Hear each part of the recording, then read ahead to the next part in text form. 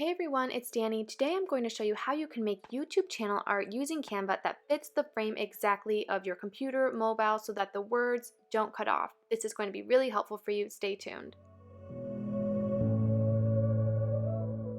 The first thing that you're going to want to do is click in the top right corner of this video or in the description box below the link that I have for you, and it's going to take you to this support page, and you're going to scroll down and find this video right here. You'll click play, and then you will click on the I button, and from there you can download a channel art template that is going to be really helpful that we are going to use. So download that and then head over to canva.com. Now you can do this with the free or the pro version of Canva. I personally have the pro version of Canva and I love it so much. It's great if you're an entrepreneur or business owner. It makes life a lot easier.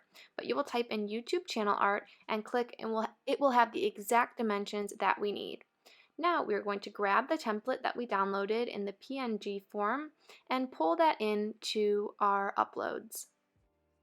Now we are going to go on the left hand side and click background, and you can pick the background color that you want to use. So I would recommend using a brand color or something more plain if you're going to add wording, which we're going to do in this tutorial.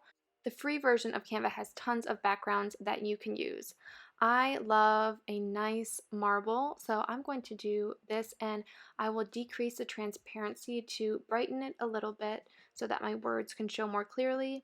And then I'm going to drag in my template. Now make sure you don't drag it in like this where it covers the whole frame, because then your background's going to disappear. So what you're going to want to do is put it into the corner edge and pull it almost so that it goes to the full frame, but not quite. This way it won't get rid of the background we just downloaded, and we can still have an idea of where our wording needs to be within. And so I will make the transparency around 20 to 22 so that I can still see my background and have an understanding of what it's going to look like, but can still see the template as well at the same time, knowing that it's just a tiny bit bigger than what I see here, as I didn't fully drag it out. And from here you can just add your logo, add your wording, and make it your own. I always recommend making something more simple. When I first started YouTube, my everything was just a lot. If you look at my old videos, and I have found that simple is better and that people find it easier to read and look at. And so the more simple you can make things like this, the better, and it just all looks nice and put together. So here we have my background ready to go. Now I can delete the template and see what it really will look like and download it. Now I'm ready to upload it, so I will go to my page, and you can just click on the channel art picture and this will pop up, and then you can download it from here. So you can either drag it in or it'll take you to this page, and then we can preview what it looks like on desktop, TV, and mobile.